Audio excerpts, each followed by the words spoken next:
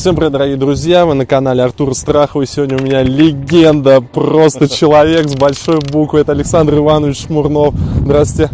Приветствую. Честно, я не ожидал, что мне ответят, потому что произошло все очень спонтанно. Я написал вашему, я как понял, менеджеру. Ну, не менеджер, это мой товарищ, который просто занимается, и продюсер некоторых программ, которые ведут, который занимается соцсетями, мы с ним так договорились. Вот, я написал, я думал, ну сейчас мне точно откажут, что скажут, блин, какой-то ноунейм и так далее. Но нет, получилось так, что я сегодня возьму интервью у этого выдающегося человека, и мы расспросим по поводу его карьеры и так далее. Александр Иванович, расскажите, пожалуйста, как вообще начиналась ваша карьера спортивного, журналиста и так далее? Ой, ну вот примерно вот с таких мест, как этот двор, где я сам играл, вот там, у нас, кстати, классная площадка во дворе, я очень рад, что дети тоже могут играть в баскетбол, футбол.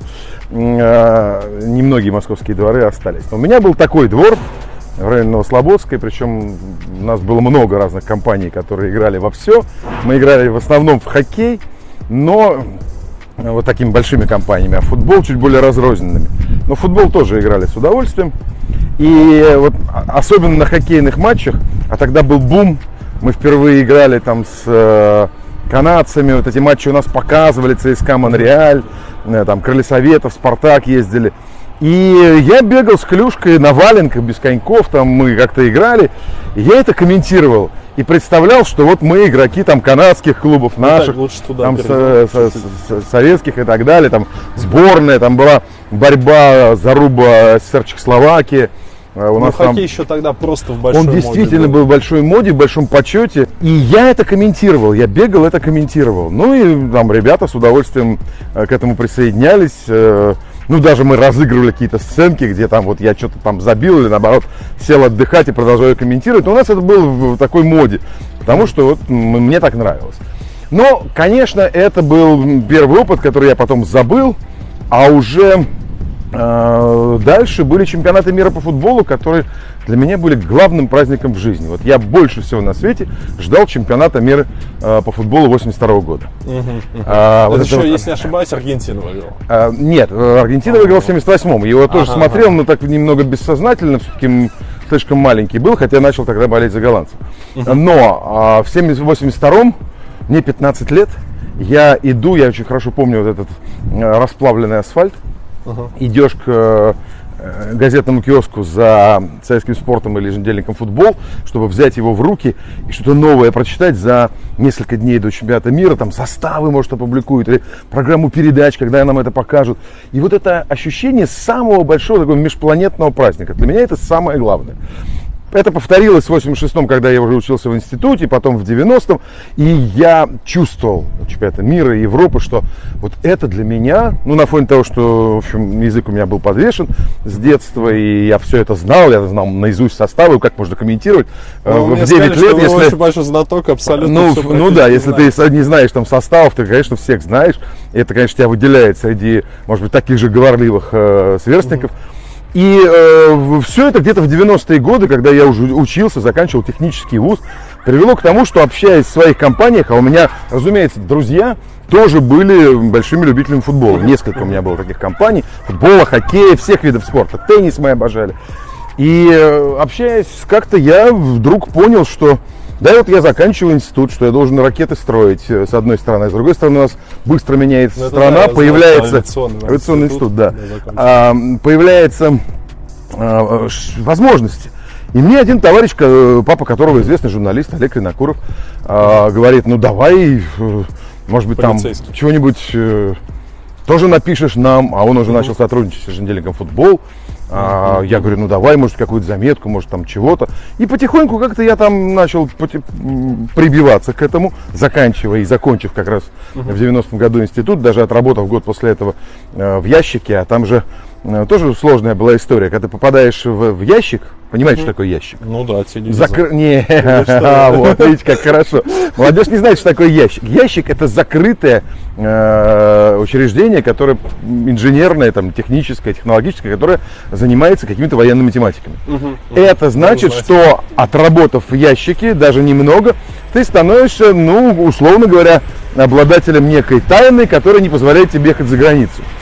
А это мечта, конечно. Выехать за границу, там, посмотреть что-то. Но учитывая, что нет, ну я просто там болею, условно говоря, там за какие-то иностранные клубы, мечтаю о том, чтобы увидеть НХЛ своими глазами, увидеть там Реал Барселону или что-то. Ну как это можно в Советском Союзе? Никак. И ты всю эту юность еще и мечтаешь уехать. Ну как не уехать, а поехать, посмотреть. И когда вдруг я понимаю, что работать в ящике, это значит закрыть себе на какое-то время право выезда за границу, я этот ящик очень быстро бросаю. Когда я понимаю, что страна меняется, и можно, наконец, будет вообще-то заниматься тем, что ты любишь с детства.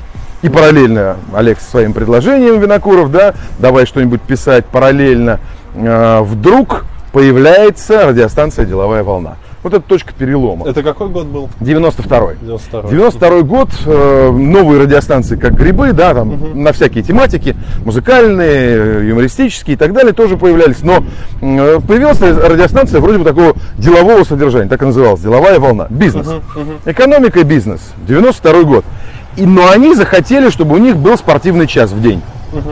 И работающие в Останкино журналисты, которые этим занимались, к ним там обратились руководители этой станции, там коммерческие, и говорят, ну давайте сделаем час в день. Каждый день будет приезжать какой-то известный журналист, тут шлагбаум. Осторожно, и лужи, и шлагбаум. У нас не все так просто во дворе. И эти люди говорят, действительно, раз в день на вашу станцию за какую-то там зарплату будет приезжать человек, известный журналист. Ну, например, там Наум Дымарский рассказывать про шахматы. Там Анатолий Малявин, он занимался там машинками, ну, типа формула, ралли и так далее. Ну и так далее. Саркисянц, там Аркадий Ратнер, там Дмитрий Рыжков, который учитель Юры Розанова, например, хоккейный эксперт. Ну вот они каждый день приезжали, и им понадобился человек, который будет это модерировать ежедневно. И они случайно, по всяким знакомствам, вот, узнали про меня, говорят, вот я оказался кандидатом на эту роль, на новообразованной радиостанции, ежедневного ведущего, выводящего своих маститых коллег. Ну и я пришел, поскольку я разбираюсь и в этом, и в этом, и в этом, и в этом, и в этом, ну, да, я сразу стал мгновенно как бы для них самой удобной фигурой. Очень смешная была история, когда я вошел в кабинет к Аркадию Ратнеру, он тогда был директором спортивных программ, он распределял комментаторов по трансляциям и так далее, как у нас сейчас это делают. И я был кандидатом вот на эту роль ведущего ежедневного спортивного выпуска на «Деловой волне». И он на меня смотрит и так говорит, молодой человек, а кто сейчас 4-я ракетка мира по теннису?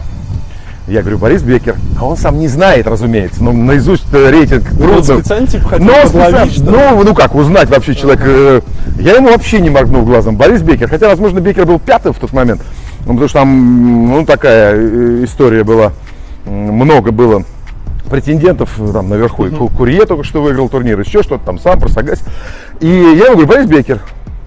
Он говорит, понятно, завтра выходите на работу. Ну, в общем, как бы, тут надо... Ну, и поскольку стало ясно, что, скорее всего, я ориентируюсь в этом. И это подтвердилось, я стал там работать, а еще через полгода мне предложили писать заметки в еженедельнике «Футбол». Потом меня туда пригласили, и там уже я начал серьезную карьеру. Но «Деловую волну», конечно, не могу забыть, потому что каждый день радиоэфир, вот год я выходил в эфир каждый день. Включая новости, которые я готовил сначала для ведущих станций, а потом и сам их читал. Потом я стал вести музыкальные, кстати, эфиры, и разные, политические, какие угодно.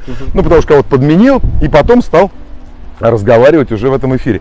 Ну и все, потом футбол, и потом все очень быстро закрутилось. В 1994 году спортивная редакция НТВ образовалась, самая первая до НТВ+. Вот Дмитрий и Бурков сделали редакцию НТВ. Я на ней уже работал немного. В 95 году был первый канал, когда программа «Гол» осталась без хозяина. Там нужно было несколько ведущих. Я был около года одним из ведущих вместе там, с Перетуриным, Гусевым, Топильским и так далее.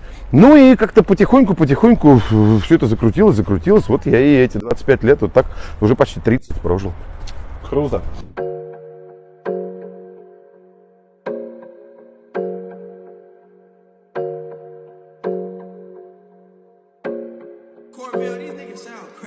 Про самый запоминающийся ваш матч в комментаторской деятельности. Ну нельзя так один выделять. Не, ну понятно, Просто я нельзя. Ну, все же вот прям сам. Аргентина, Франция мы работали с Нагучевым. Это какой год? Ну вот 18. 18, Ну, как это чемпионат можно мира. не забыть вообще, и как можно не считать это самым выдающимся матчем, потому что все это Мбаппе, Месси, вся эта история. А за кого этого матча. болели?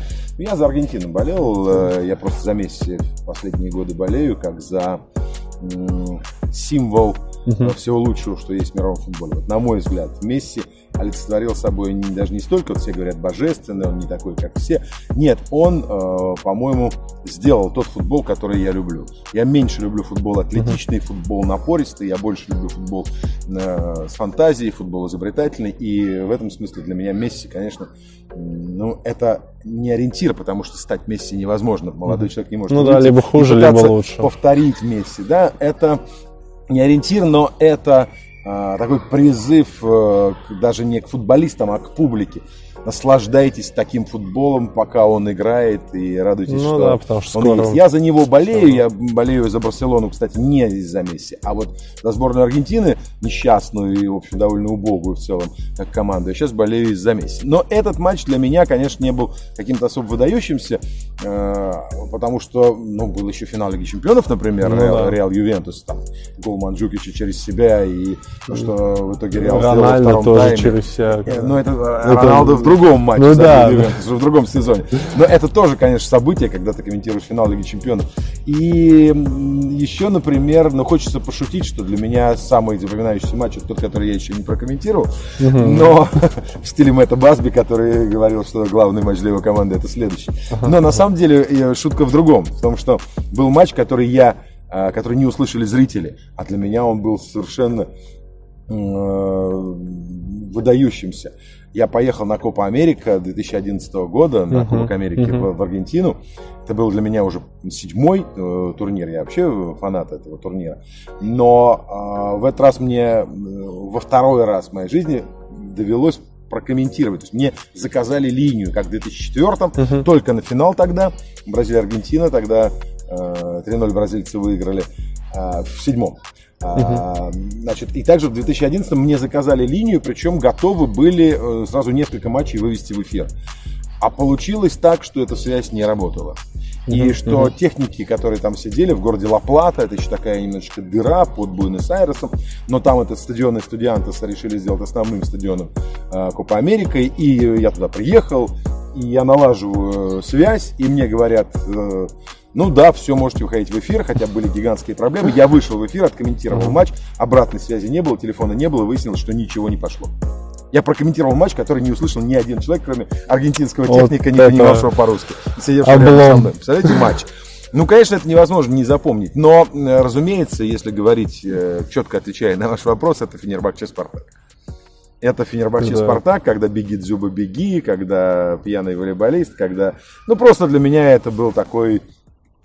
Так получилось абсолютно искренний моноспектакль, когда я просто сам завелся, аж в ожидании результата. Ну, вы болельщик Спартака, я болельщик Спартака, ну, как болельщик Спартака? Я, как журналист, очень стараюсь быть объективным, хотя не болельщики Спартака меня все время подозревают в том, что это не так, но спросите, например, у болельщиков ЦСКА.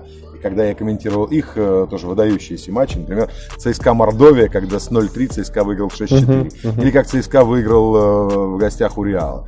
Или как ЦСКА, выиграв у Лиона, прошел в следующий раунд, да, в Лиге Европы, да, помните, не так давно было, выиграли на выезде 3-2, никто не ждал. Или как ЦСКА выиграл в 2004 году с 3 голами Сергея Симака у Пари Сен-Жермен. И потом выиграли Кубок УЕФА, пройдя в этот матч, я комментировал на Парк де Пренс в Париже. Как это не запомнить? Но Спартак Фенербахче, он просто с точки зрения вот взрыва эмоций, перепада настроений, того, что в конце там сорвал голос абсолютно искренне и болел за каждый эпизод, он, конечно, для меня особенный. Ну, кстати, тогда были совсем юные соцсети, и у меня было там 1000 подписчиков. Ну, это какой год был? 12-й, по-моему. 12, ну да, только все зарождалось. Типа 1000 подписчиков, а утром я проснулся, там 10 тысяч. То есть каким-то образом все это передалось, да. Ну, завирусилось такое бывает. Ну да, я не скажу, что это был какой-то выдающийся с точки зрения комментаторских канонов репортаж. Просто для меня это был самый яркий выплеск эмоций. Ну и сам по себе матч, который завершился победой Спартака и выходом в групповой этап, тоже не победа, они сыграли в ничью, но это было достаточно. А это, конечно, было тоже событие.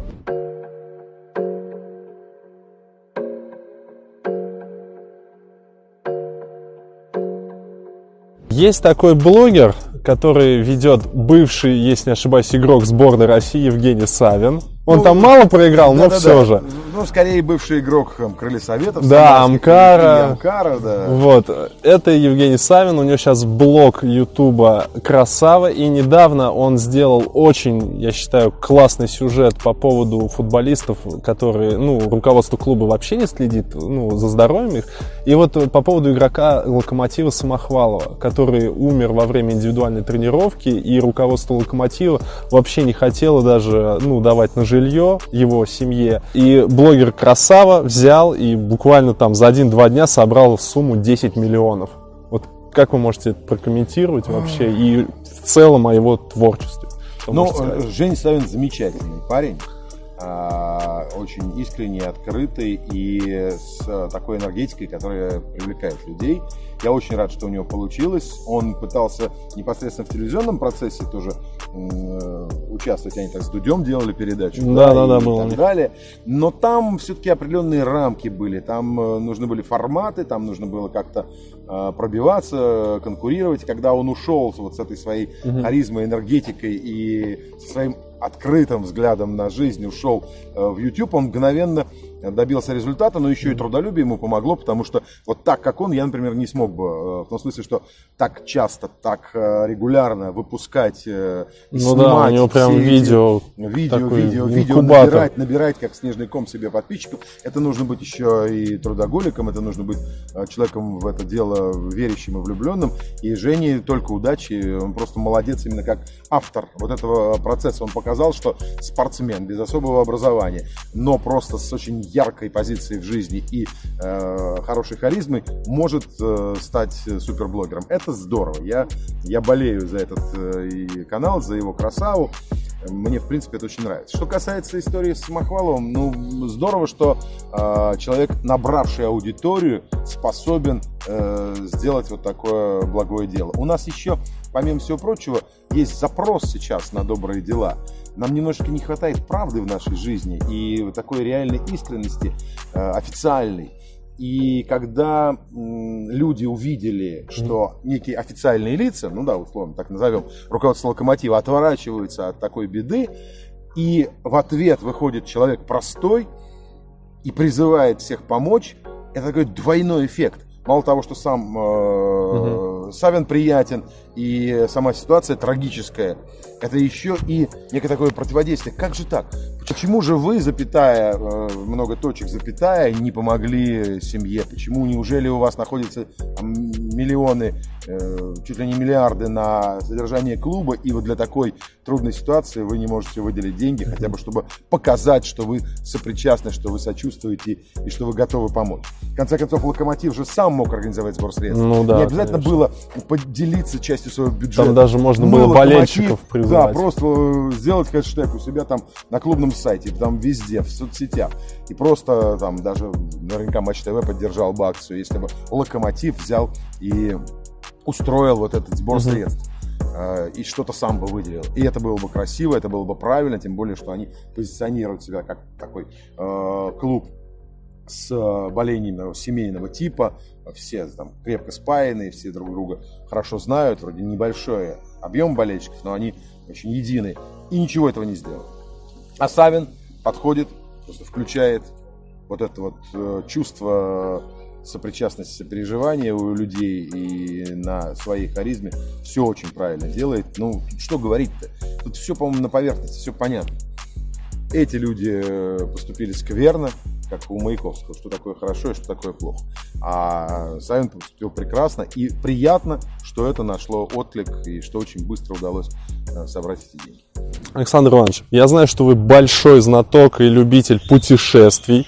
Сколько в вашем опыте стран? И вот самая запоминающаяся страна. Что можете рассказать?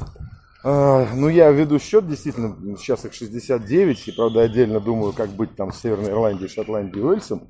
Можно плюсовать, можно не плюсовать, потому что по футбольному это страны, а по географически административному не совсем. Но неважно, около 70, значит. Ну, слушайте, я обожаю Париж. Для меня вообще любое посещение Парижа и от него какой-то луч куда угодно во Францию.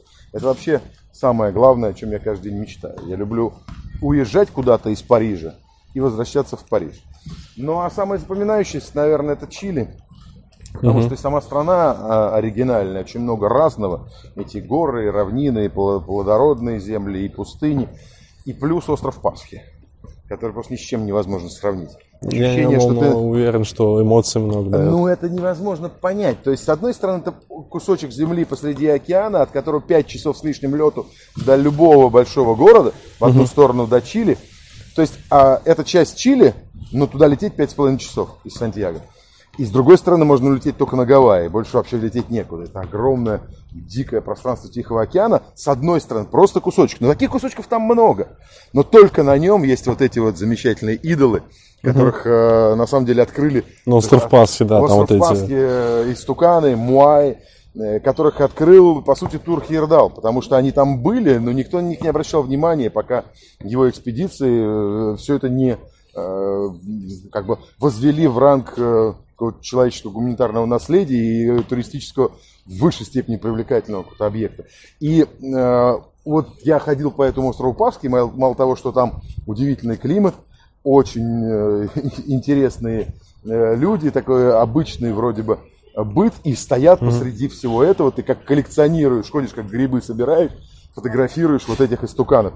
Ты понимаешь, что с одной стороны время спрессовано, вот 800 лет назад они исчезли как цивилизация, а вот они перед тобой, как будто вчера они. И с другой стороны, это вот такой подарок для человечества, что можно посмотреть на что-то совершенно необычное.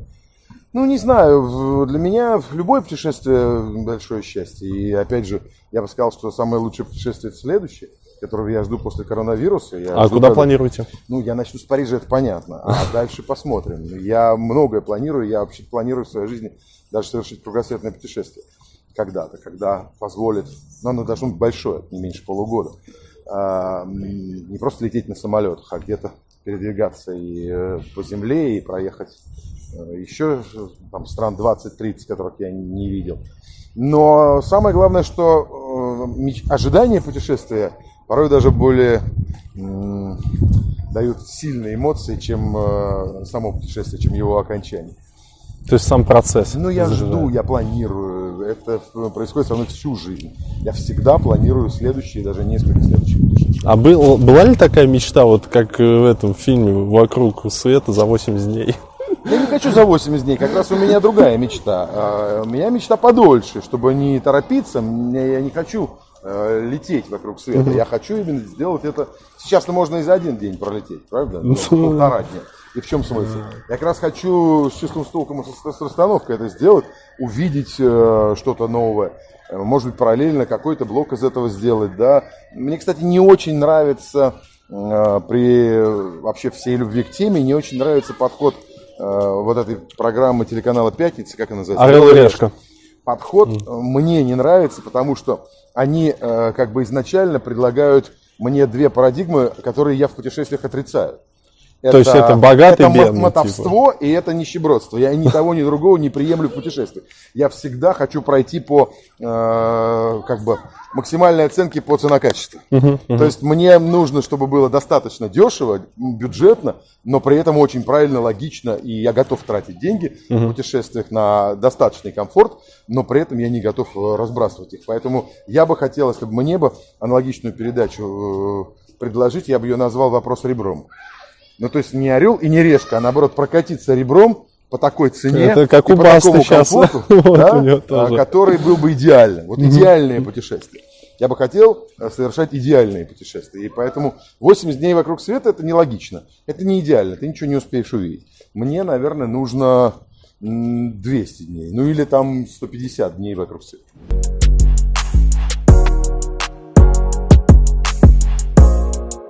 Есть такой проект футбольный, блогерский, Амкал. И я знаю, что ребята с Матч ТВ, есть у них команда, и они играли против этого клуба. Вы участвовали? Я играл, ну, да, участвовали. Слушай, ну я ветеранин, ну какой я участник, это самое. Все-таки мне 53 года. Ну, сам да, ребята, им там 25-30. Ну, есть Генич, который тоже уже в возрасте, но он значительно моложе меня, во-первых, потому что профессионал. Там не сравнить. Поэтому мне там что делать? Выйти на поле так просто, чтобы действительно в соцсетях добавить интереса немножко, чуть-чуть к этому матчу. Ну, феномен в том, что у меня, например, сын, когда мы играли с Амкалом пару лет назад, сыну было сколько, 13 лет, и он с друзьями приехал болеть за Амкал, потому что им всем, там, 13-14-летним, дико интересно, что вот такой проект очень молодежный, очень ориентированный на их аудиторию. Ну да, у них они очень прям комьюнити мощное собрали. Да, ну я-то к этому никакого отношения не имею. Среди тех мальчишек, которые там 2000 мы играли, как раз на Локомотиве, на западной арене, там на полях. Не Сапса, а другая там поля. Мы там играли. Там тоже, кстати, играли, где вы говорите. Мы там играли, там 2000 человек. И никто не знает, кто я такой. Я к этому не привык немножко, но, как правило, все знают, кто такой Герман, кто такой там Сипскан. Ну сейчас просто, век ютуба, там много, это не моя аудитория, моя аудитория это 35+. Я как бы понимаю, с кем я разговариваю с телеэкрана или там в соцсетях и так далее, и так далее.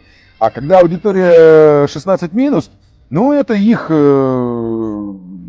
событие, это их среда, и это здорово, даже было приятно. С другой стороны, там кто-то кому-то шепнул на ухо, и два мальчишки тоже подошли со мной сфотографироваться. Ну, спасибо. Потому что на самом деле это к футболу не имеет никакого отношения. Это все, ну, некое собрание людей для того, чтобы попиариться в соцсетях. Вот, на мой взгляд, никакого футбола там нет. Там есть удовольствие, собрались. Приятно, что вокруг глаза, которые смотрят на тебя, и мы что-то делаем. Мы с таким же успехом могли играть в баскетбол вот на этой площадке. Я могли бы просто жарить шашлыки для всех этих ребят, и все это было бы здорово. Но к футболу никакого отношения не имеет. Конфликта там никакого нету. Не, ну все равно там игра вот прям вообще. Когда, по-моему, как раз Сипскана подкатился под меня. А я... Ну я в футбол всю жизнь играю, но просто у меня нет вот этого в этот момент такой какой-то супер страсти, во что бы то ни стало, не уступить вот этим соперникам. Ну для меня это фан. Вышли попинать мячик, по большому счету. Конечно, эпизод я хочу провести лучше, чем другой, но это не значит, что я буду биться. А тут человек катится, как будто это там полуфинал Лиги Чемпионов, да, и решается его судьба. И ему Артем Шмельков говорит: ты что? Немного запятая, да, а остальные там начали. Ну, а Шмельков же такой заводной, и там другие были эпизоды, другие подкаты, другие. Ну и начали, Шмельков одного задрал, его задрал кто-то, и началась как бы ругань. Хотя на самом деле это все абсолютное мальчишество, там не было, ну как бы сути конфликта. Ну, нормальная футбольная история. Если мы сейчас с вами будем играть 2 на 2, возьмем оператора у тех мальчишек, то, наверное, у нас на 10-й минуте может случиться какой-нибудь там подкат, или кто-то кому-то заденет ногу, кто-то ему скажет матом: ты что, обалдел? А кто-то ему ответит. И, может быть, даже кто-то получит в репу. Ну, это все в принципе, ну, чистые эмоции. Абсолютно дворовая история, которую доводить до уровня события, ну, совершенно странно. Я вырос во дворе в московском, у нас рядом была Марина Роща. Мы каждый день играли в футбол и слегка били соседней компании морду, или наоборот получали. То есть это практически было каждый день. Но чаще получали, потому что Роща это серьезнее, чем... Ну да, особенно 90-е, 80-е. 80-е, да, скорее даже в конце 70-х. Вот. Ну и что? Ну, для нас это, в принципе, такая рядовая история. Сейчас как-то слишком много эмоций придают, во-первых, словам. Кто-то кого-то послал, кто-то кого-то назвал, извините, чудаком на известную букву. И что? Ну и что? Тоже вот я терпеть не могу. Кто-то кого-то обозвал, на него подают в суд за клевету. Какую клевету? Я тебя назвал барахлом. Слово барахло не имеет конкретного, условно говоря, лексического значения, которое можно было сказать: правда ты барахло или неправда. Это Господь Бог разберется после твоей смерти. Барахло ты был или не барахло. Подавать на меня за клевету, за то, что я тебя назвал грубым словом, это, кстати, говорит о том, что, наверное, слово было правильное. Вот. Ну, также точно и все эти разборки детские. Прекрасно, что много людей этим увлекается, что ходит на Германа Эль Классико или посмотреть на Шмелькова с Геничем, а не ходят там, как мы говорим, там по дворам заниматься чем-то другим полгода. Ребят, ну и как всегда по регламенту нашего канала Александр Иванович подпишет вот эту вот футболочку, наш мерчик такой. Ну, Отлично. Так, где ее подписать? можете здесь подписать, Вот как здесь, вам как удобно. Эмблема клуба, да? Да. Ай-яй-яй, это не просто. Так, Тянуть ага, тогда. ага. Давайте так напишем.